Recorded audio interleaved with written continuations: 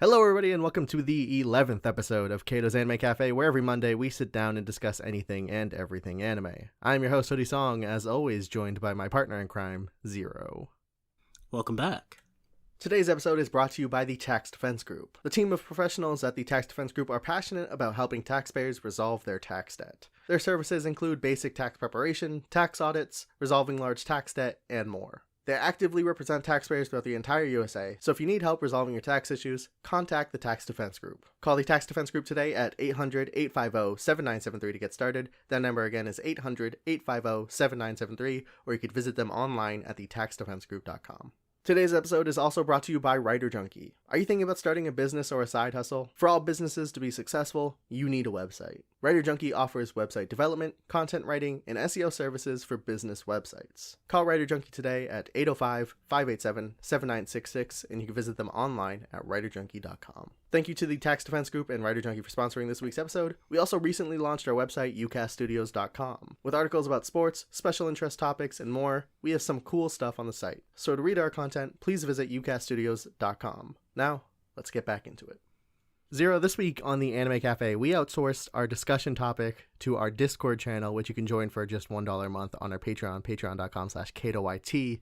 They think we should talk about anime antagonists, favorite, least favorite, etc. What do you say? I say that's a great idea. All right. You want to start with the antagonists we like the most, or do you want to start with antagonists we like the least? Well, since we're such positive creators, why don't we start with what we hate? Of so course. We can end on a high note. I do think we are beacons of positivity within the anime community. I've never once said anything bad about this list of anime, including School Days, Naruto, JoJo's Bizarre Adventure. Only the greatest things for all of these series. All right. First thing on my worst, and I think we could play around with how we talk about this. We could maybe go series by series. We could go, just down the list that we have already. We'll play it by year. So I will say for my worst anime, I do want to do it by series because one of the things I did with my list is I tried to not just include bad villains from bad shows. I mean, there are shows I don't like that I don't like, and also I don't like their villains. And that's just boring. Like, I could list the dude from SAO, but I don't really care about that. And for a lot of these shows, will anyone even know what I'm talking about if it's just some random shitty anime no one's ever heard of? So I did want to keep it kind of within the realm of either very popular anime that people really like, or at the very least anime that I really like. And of course, there is no anime that is more near and dear to my heart than Naruto. So for the worst anime, the first thing on my list, I did have to put Kaguya, the final villain of 15 years of this entire story. The last knife twist in the back that Kishimoto put us through was introducing this random no precedent character in Kaguya. That is my number one worst villain. Not in any order, but first one I'll talk about. What do you think about Kaguya? Well, I've yet to meet anyone who, watched all of Naruto and doesn't hate Kaguya, which is quite a feat, because usually when it comes to characters people dislike, there's some, nuance in public opinion, but no, everyone's just yeah, Kaguya was a bad idea. They shouldn't have done that. Yeah, there's this funny video. It's by Forever Anime, Forever World. I don't know his name. I don't really care about these channels. But he had a video where I guess somehow he had managed to refrain from spoilers for the Naruto manga, and the first time he saw Kaguya was in a reaction video to the latest episode of Naruto. And I don't watch his channel. I don't particularly like his content. I don't particularly like reaction channel content. But that video is just so funny because it's what you would imagine it'd be. Someone who somehow got to this point unspoiled is seeing it for the first time and is like, what just happened? What is it? Because it comes so out of nowhere. Because the crazy thing about it is, yes, the war arc has problems. People don't love the war arc. There's great moments, there's low moments. It's way too long. So many things can be said about it. But Madara was cool. People like Madara. He really did nail that. In fact, he nailed a lot of the older characters, the people that we had never seen but, were reanimated. The one I really want to give Kishimoto credit for is Hashirama is really, really well done. You know, the fact that like this is literally the god of the shinobi world, and like he had so much going into this.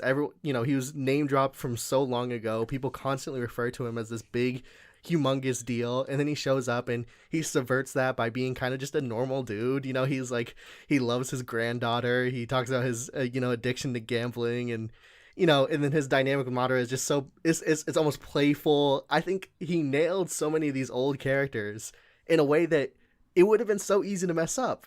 And despite nailing them, he still messes up on something else instead. It's like, you did the hard part. You did the hard part. How did you do that? Like, why did you not just take the W? Like, what? I don't know what happened. Well, you can watch my solo podcast from last week's episode, where I delve into some motivations for why the terrible things that Kishimoto did happened. So I did skim it because I, of course, edit all of these episodes. I did skim it, and to rephrase for the audience, the general consensus, or not the general consensus, the general theory that you have is that it was a take specifically done for the sequel series. That's what you think? Yes, I really do think the Otsutsuki serve no purpose in the Naruto franchise other than to set up the sequel. I mean, I would have a hard time finding any other reason. The crazy thing to me is that, like, how is that the lesson? Like, how is that the solution instead of being okay, so the problem is, how do we write a character that's stronger than Naruto when Naruto's already the strongest in the universe? You know, we're creating this sequel series. The main antagonist should probably be able to compete on that level, right? That's the problem they think. The solution, in my opinion, the solution is maybe he doesn't need to be stronger than Naruto. Maybe the solution is to go down. Maybe it's to scale smaller. Maybe we go back to the part 1 that everyone loved. You brought this up in your podcast. Maybe we go back to the real tangible, raw, hand-to-hand combat everyone loves from the beginning of this series. And they go, or, now hear me out, or we go bigger. We go to the moon. More aliens. They literally blow up the moon in the movie. It's just, I don't know. To me, that is like the worst possible solution you could have to, I mean, I'm not going to say the worst, but it is quite a bad solution. Do you have another I feel answer? like when Kishimoto was writing characters like Zabuza, he never once thought, oh, this guy doesn't work as a villain.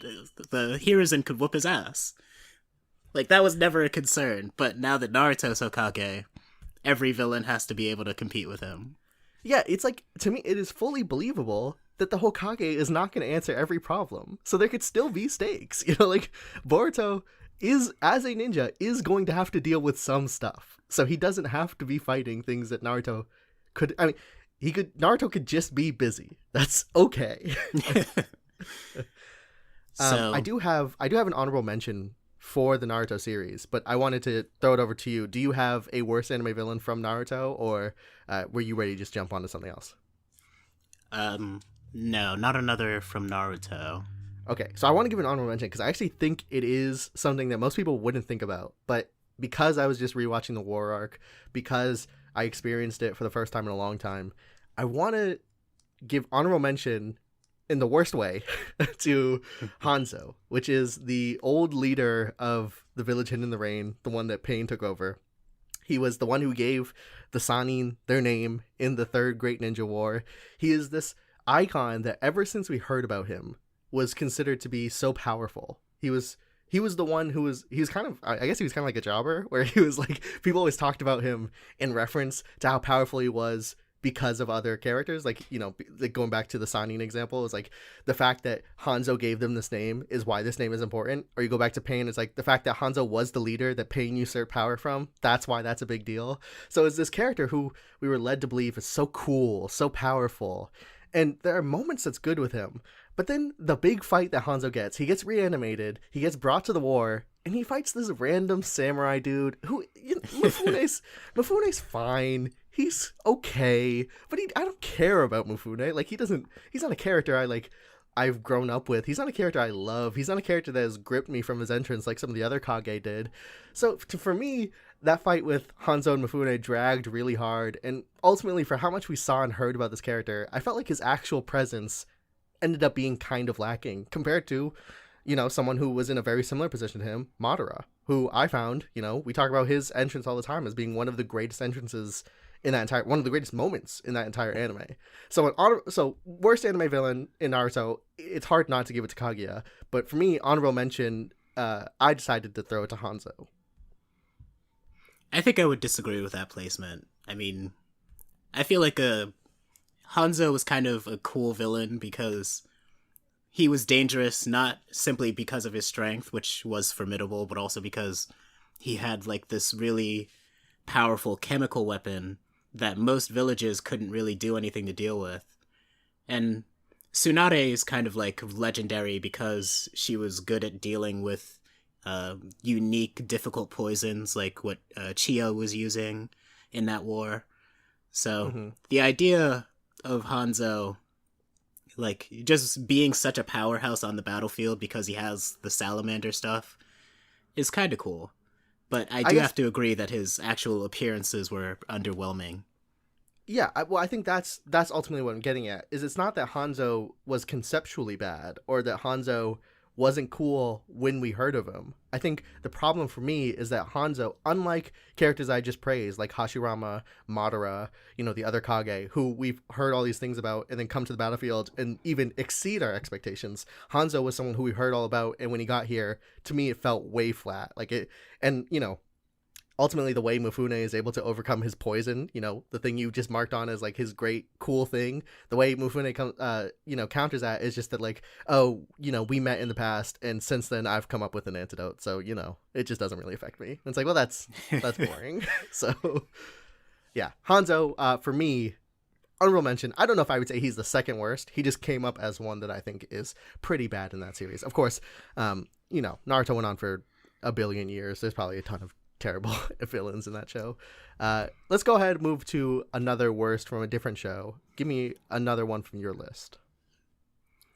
Well, this is one that I don't know how you're going to react to this suggestion, but for me, the category of worst antagonists is defined with a very specific kind of character, because most bad antagonists are merely inoffensive and forgettable.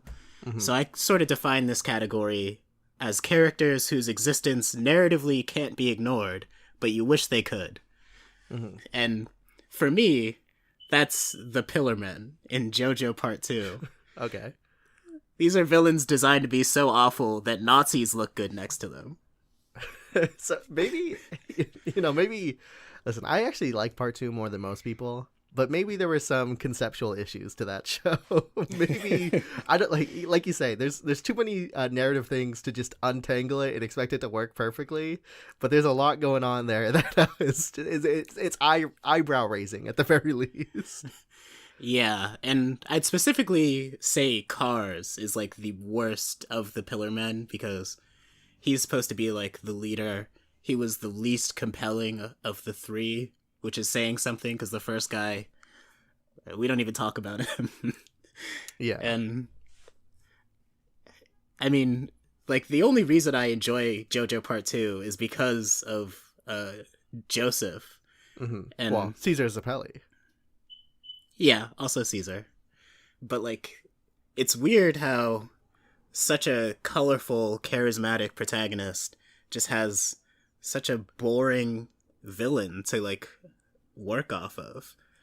Yeah, when I was doing a little bit of research for this list, I'll preface here with none of these lists are definitive. Like, these aren't the worst in my mind and these aren't the best in my mind. These are just ones I thought of while thinking about the topic. So in doing that, I was doing a lot of research into what other people thought, and obviously a lot of JoJo villains came up as some of the best. We're talking about Dio, Kira, and I think it's interesting looking at those first four parts, which are the parts I'm familiar with. And you have Dio, the Pillarmen, Dio again, and then Kira Yoshikage. And three of those parts have really fantastic villains. And then one of them is, who even talks One about of them the has the Pillarmen. Yeah, like, I guess it's maybe a little unfair because Dio counts for twice. And also, I think there are a lot of villains in part 3 that we don't love, but when we talk about main villains, I think it's very clear looking at those first 4 parts that the Pillar Men fall flat, especially compared to the one that almost did make my list, which was I almost put Kira Yoshikage on my best antagonist. I ended up not doing it, but he definitely did, give me some internal conflict about whether or not I should. I did put Kira on, partly as like penance for putting the Pillar Men like first on my worst list. Yeah, that's fair. To go back to Naruto for a second, I just want, because we want to talk about best and worst from different series, I did go ahead and throw Itachi on as a best antagonist for Naruto. Maybe it's a little unfair to lambaste that entire series and not bring up some of the positives. I did put Itachi, and then I threw an honorable mention for Orochimaru as villains from Naruto that I thought were pretty great. But yeah, neither from best or worst did JoJo make my list.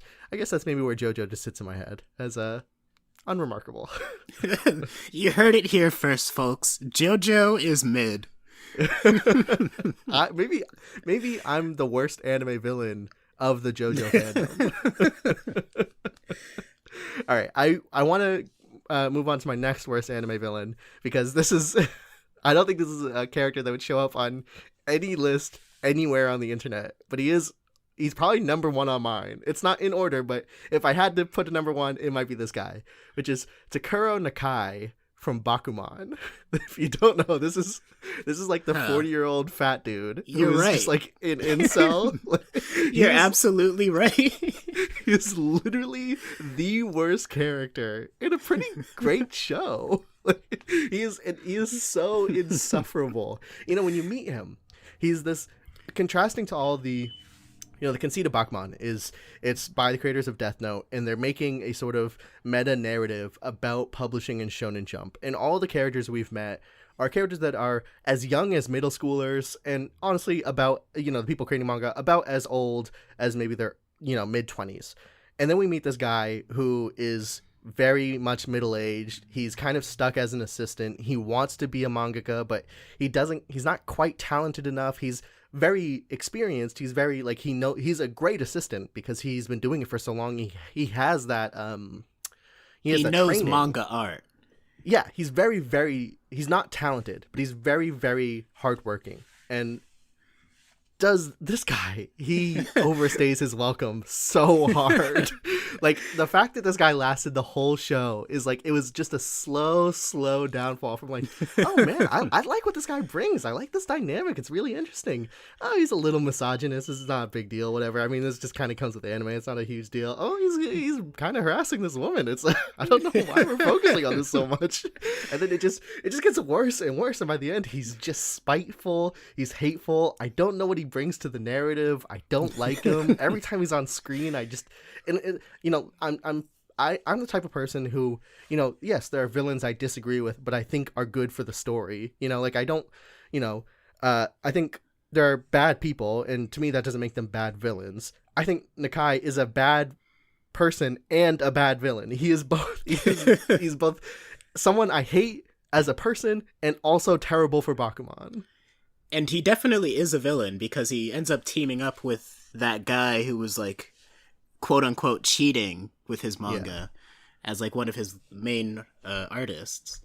And I wish he didn't, because they wrote him out of the show. They wrote him out. Yeah, they got rid of him and then they brought him back. It's just awful. If I had to give one worst anime villain, it's Takuro Nakai. It really is a masterclass on how to make the audience root for a character and then make them hate him in a bad way. Let's jump to, I kind of want to give another answer real quick because I don't want to focus on it too much, but it kind of goes back to how you introduced your list, which is I want to talk about One Piece villain because you were talking about your list on how so many villains are inoffensive and you kind of just forget about them, and your list focuses on the ones that are so intrinsic to the narrative. This one, I was thinking about One Piece. I was like, I really should get someone on here if we're trying to do this whole best and worst from each series thing. And the only one I could think of, because there are a lot of villains in One Piece that I don't love, but they're not offensive. They don't stick with me, and that's almost a blessing and a curse. But to me, the one that I felt was the most dragging, and I almost don't want to put him on this list because like I said, you could just forget about him. But the only one that I found even remotely worthy of this was Kuro, which was the pirate slash butler from like the second arc, or like maybe like the third arc, where he's bringing Usopp onto the team and they meet Usopp for the Oh first time. yeah. He's just like the cat dude. It's like the fact that you forgot him. I think that leads to, he's not so offensive. I think maybe that's like the good thing about One Piece is that because it's so long, because there's so many arcs, you kind of just forget about the bad ones. But to me, if I just had to pick one, I'd probably say Kuro from One Piece is not a great anime villain.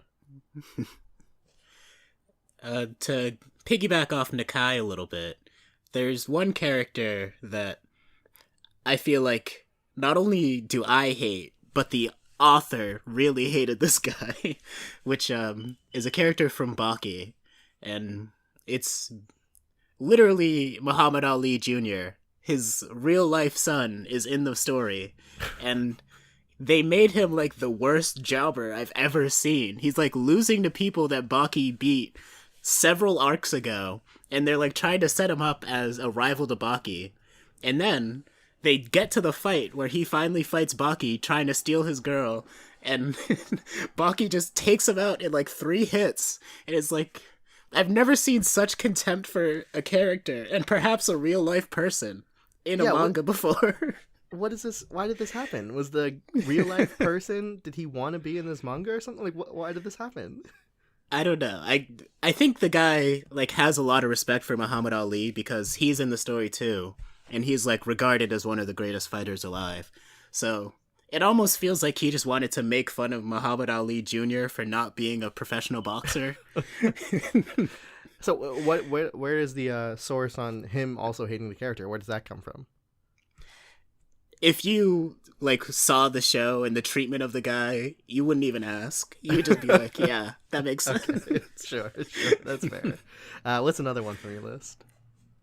Another one you won't recognize, from the Misfit of Demon King Academy, is Amelia Ludowell. So this is the teacher for his class, like the Demon King's class. Oh, I guess I'll give a little bit of background. So, okay. In this show, the Demon King, like, gave up his life 2,000 years ago, and has prophesized that he's gonna come back now. So, everyone knows they're, like, trying to find out who of the students at this academy is the reincarnation of the Demon King. And this teacher, whose literal job it is to identify this guy, sees this student who's massively more powerful than everyone else. And there's even a moment where, like, one of the 7 most important people in the Demon Kingdom come to this class, and he just reaches into his mind and manipulates it, and then he gets away with that with complete impunity. And the teacher sees all of this happen and still doesn't realize that this kid is the Demon King, and like continues trying to sabotage him for the rest of the series. And it's just so, like, how am I supposed to believe that a character could be this incompetent at their job that they don't realize what's happening?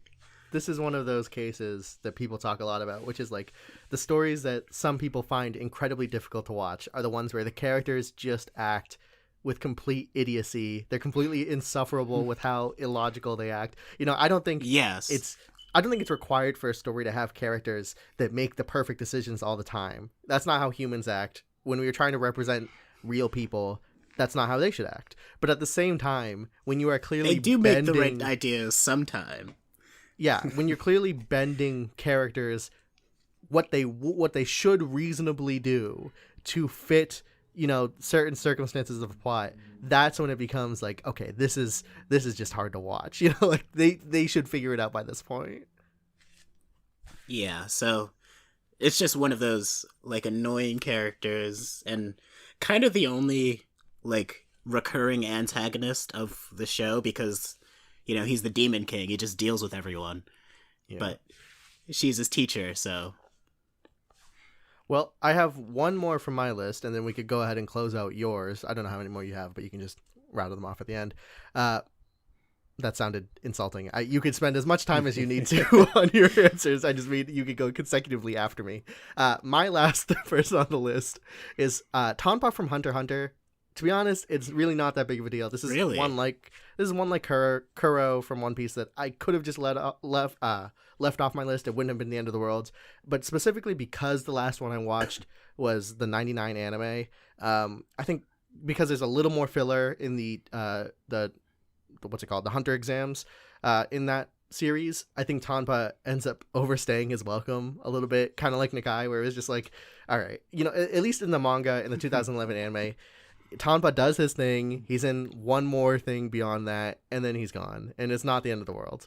This one is like an extra 2 filler arcs, and he's in both of them, and it's just like, I don't care about this guy anymore. He's not imposing. He's just he's not even like an intelligent trickster. He's just kind of like a loser, and I don't know, he's just a waste of my time. I don't like looking at him. So Tonpa from specifically the 99 Hunter x Hunter, I would say, I guess maybe not on the worst anime villains list, but anime villains I really don't like from series that are otherwise pretty good. That's an interesting pick that I wouldn't have thought of, because I guess, like you said, in the 2011 version, he's not that present. So, as like an ineffectual villain, I kind of like him. But I can definitely see how his like shtick could get very old very fast. Yeah, there's an anime YouTuber, very small, who I believe his name is Aveen X Aveen, mainly focuses on like Berserk, Hunter x Hunter content. She's been teasing this, like, she says it's fully serious Tonpa analysis about why Tonpa's a great character, and I'm waiting for it, because I don't even know what the argument would be. Like, I think I could be getting this wrong, so I would need to check her Twitter or something, but I think her Twitter is like something about Tonpa embodying like true hunter spirit. I don't understand what this video could possibly do to convince me, but I'm interested. She makes decent content, so if she can convince me that Tonpa is secretly the GOAT of Hunter x Hunter, all the more power to her. All right, let's go to your list. Let's give me your last few answers. I just have one more guy, and in the spirit of not just putting characters from shows that I don't think are that great on this list, I will include a character from One Punch Man, which is probably my favorite battle shonen. Sure. So, again, going back, this list is comprised of characters that they serve a large purpose in the narrative, and you kind of like can't just forget them. And for me, when it comes to One Punch Man, that character is Tank Top Black Hole. So I think when it comes to delivering,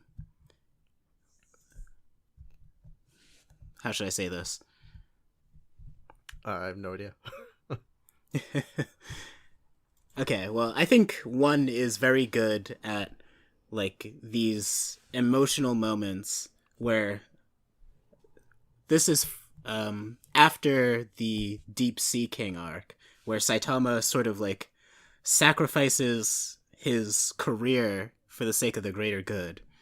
And this was looking to be sort of a similar moment to that. And it is one of the rare moments where Saitama gets emotional and, you know, sticks up for himself. However, this is one of the few instances in the entire manga where one just misses. The scene simply does not hit. And I'm not sure exactly what it is. Maybe it's just like how much of an asshole this guy is, but I don't like watching this scene. It's my least favorite moment in One Punch Man Season 1. That's interesting. This was adapted into the anime? Yes.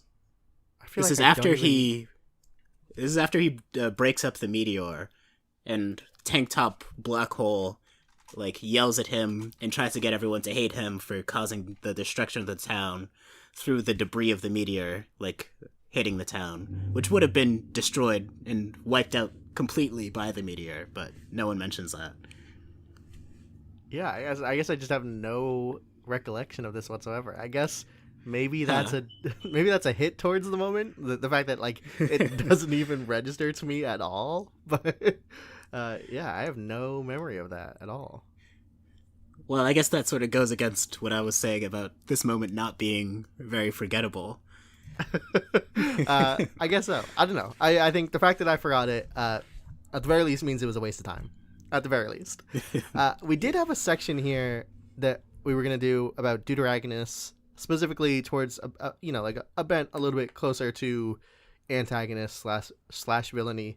I feel like we should probably save that for next time and round this out with just our favorite, best antagonists of anime that we have on our lists. And I'll go ahead and start us off with maybe not my favorite, but one that I do genuinely love and think is one of the most well-written antagonists, who, might take my favorite spot with more time. I think Griffith from Berserk is legitimately one of the greatest anime characters I've ever experienced. And the reason he's not my favorite is because Berserk is something that's new to my life. It's something that I haven't spent a lot of time with. So the more I sit with him, the more I'm like, this character is amazing. And it's one of the characters that the more analysis I watch of him, the more depth is like exposed to me. It's like, holy shit, this guy, this is something amazing. So yeah, Griffith is probably, while not my favorite, is probably, my opinion, the most well-written antagonist. So, with that lead up, I knew that Griffith was on your list, but I actually thought you were going to bring up Mama from The Promised Neverland. Did you consider her? Well, we're talking specifically Isabella, not the grandma? Yeah. Okay, I do have Isabella on my list. I do think she is fantastic. I would probably put her third. I mean, this my list is not in order, so this is kind of just like a random thought. So I'll give my top three here, just basing off of a quick, thought process. Griffith is probably the most well written, and for that reason, I'm putting him at number one. I don't know if this makes sense at all. My favorite is number two, which is which I will give to Oikawa from Haikyuu. That is a character who has shaped the way I think. That is a character who has, every time he's on screen, I'm like, this is one of the greatest moments of the show. And he's on screen a lot. Like, he's not one of those characters that pops up for 5 minutes. He is like in half the show. So half the show is just the greatest half of the show. Oikawa is fantastic. I love watching him play. I love the quotes. I love his philosophy. I love everything about this character. And then third, underneath him, I would probably give it to Isabella, who, in my opinion, is so much of why The Promised Neverland is great, and I think The Promised Neverland is one of my favorite anime. So if I were to give an impromptu top three, it would probably be in that order. Interesting. I had a feeling Isabella would be on your list, so I didn't include her on mine. What is something on yours? If you would just give me the top three, you don't have to go in order, but top three of your list. Oof. Was that too difficult? Not going in order. Well, I only have three, so if I'm not going in order, it's actually pretty easy. Okay, well, damn it. Okay, so I have Natsuko Kawaguchi, Kira Yoshikage, and L, who I think most Death Note fans have the relationship you described with Oikawa with L, and for good reason.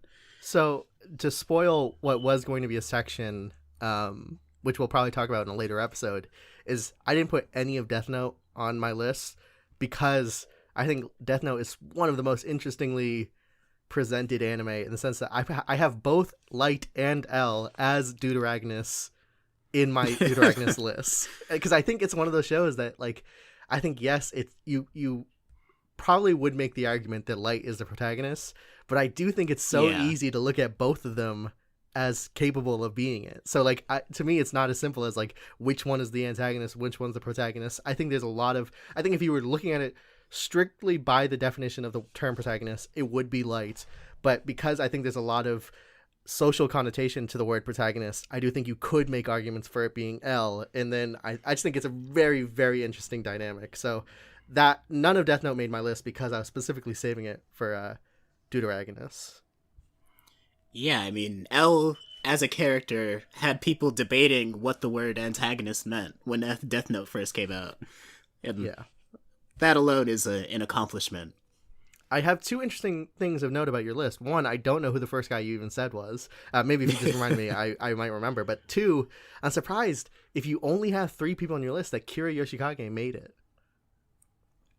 Yeah, I didn't put too much thought into this list specifically, and Kira was one of the first names I wrote because, I mean, his introductory monologue is just so heavily memed because it's super memorable. Like, the idea of a serial killer who just wants to lead a peaceful existence is it's just such a cool, novel idea. I really love it. Let me pose an alternate theory that you might not be revealing to the audience of why your list happened to have L and Kira on it. I think maybe you wanted both on there and said, dang it, I limited one per anime. What's another character named Kira that I can play? They're both the best antagonists. So the one I would, or, there's a lot that could be on your list and I'm surprised isn't, but the one that I haven't mentioned yet, I did have, so I should mention, if we didn't already, that we did limit it to one per anime. That's why I have a couple honorable mentions. But Hisoka from Hunter x Hunter was my favorite antagonist, and then I put an honorable mention for Chrollo. I know a lot of people would probably put honorable mentions for Meruem, Shiapoof, whatever. I think all those are good answers. For me, it was Hisoka. I'm surprised Hunter x Hunter didn't make your list at all. Yeah, I just wasn't really thinking about it because I haven't watched Hunter x Hunter in recent months. Yeah, that's fair. What was the first anime that you brought up? I did not remember that character at all. So, Natsuko Kawaguchi is from the later part of Desert Punk, which I haven't watched with you that much. Okay. I just really love this character. She's like the younger sister of the 3 Machine Gun brothers who are Desert Punk's rivals, like childhood friends / rivals sort of deal. And she was like, the backstory we get is just delivered in such an amazing way, and it's actually pretty intriguing. She was this sweet girl who, like, didn't want her brothers getting roped into Desert Punk's bullshit, which he always did. So she made a secret deal with Kanta, who is Desert Punk, to let him feel her up so he would, like, go easy on her brothers. And Kanta is, like, just such an evil, opportunistic character that this sort of, like, relationship just made way too much sense. And then there's this, like, traumatic moment where Desert Punk plays some sort of prank on her brothers because they beat the crap out of him after they found out what he was up to. And he tries to blow up a porta potty that they're in. But Natsuko was the one who was in it. And oh my God. After this happens, she just sort of, like, snaps and just starts, like, she just hates him for the rest of her life and immediately starts chasing him around with a stick and, like, beating him with it. And that's, like, the backstory we get after being introduced to her as this. Is this funny or is this, like, horrible? Well, it's Desert Punk, so it's both. Okay, because it sounds like it could be funny, but if it's played straight, this just is horrible. Yeah, like I said, Desert Punk, it just has such a terrible world that, like, everything is played for laughs, but when you think about it, it's like, okay, oh my God, what's happening? Sure. Okay, so this list is not in order, but this is a pretty high up there antagonist for you. Yeah, because she's, like, one of the coolest characters in the show as an adult, and she is the most, like, competent enemy of Desert Punk. Mm-hmm. And I just think she's characterized very well. Gotta love her. Yeah. I have one more on my list, which I will give a quick shout out to Smoker from One Piece, who almost went towards the other section about Deuteragonus, but I decided because he he only rarely teams up with Luffy and is more often at odds. I would say he's closer. Well, I guess Light and L are at odds. I don't know. I ultimately, when I had to make a choice, I decided Smoker was an antagonist, and I do think from the beginning he was very clearly going to be a very cool character, and he has lived up to that. So Smoker for me, you are familiar with this character, right? Yeah. Okay, yeah. Smoker is one of the best villains in One Piece. I also want to say one character that didn't make either of our lists, me because I haven't seen the show, but I'm planning to, you because you clearly weren't thinking hard enough, but makes every other list on the entire internet, Johann Liebert from Monster. What do you have to say about that? Yeah, he's good. The main villain of what some people consider the greatest anime of all time. He's all right. I guess that's more or less what I said about JoJo. So I guess that's all of our antagonists, best and worst. Did I miss anything? Did you have any more you wanted to talk about? No, that was both of them. All right, well, let's close out the podcast with our final segment. We're going to do some quick shout-outs to new things in the anime sphere, or not new things. They tend not to be new things at all, actually, that we think you guys should be paying attention to. Zero, what is something cool happening recently or ever in anime that you think people need to check out? So, like, as you know, I read quite a few Shonen Jump manga on the weekly, and, recently, two of the manga that I've been reading for over a year at this point concluded, which were Samurai 8 and The Promised Neverland. Mm-hmm. So I realized my weekly manga list was getting, like, smaller, and I just wondered, well, surely they replaced these with something. What else is going on in Shonen Jump right now? And I stumbled upon this gem. Tell me, you stumbled upon this gem called Act Age. Well, I have some bad news for you. I'm sorry. That is a joke in poor taste, but I just right, all the morning Act Age fans are crying right now. My deepest apologies. Anyways, go ahead. What manga did you discover? It's called Monster Number 8. So, okay. Let me set the scene for you. This starts off with a monster, like, attacking a Japanese city and just getting, like, blown to bits by this cool girl with a big gun.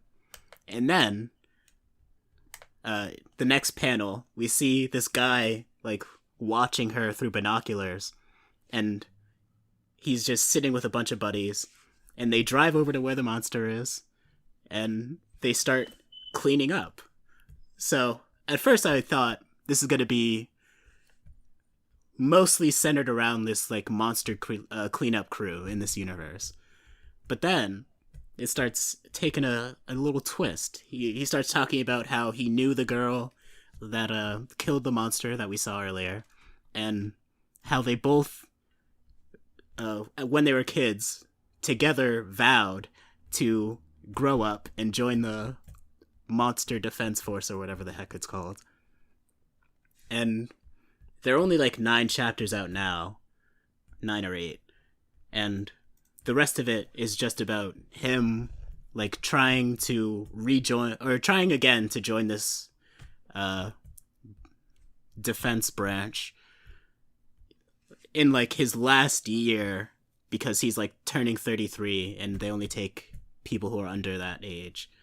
So this is, like, his last chance to join the monster squadron. I feel like that's maybe an interesting perspective for a shonen manga. Is that a 30-year-old shonen protagonist? That's unusual. Yeah, so is this going to be the next big shonen manga? Is this going to be adapted into the greatest anime of all time?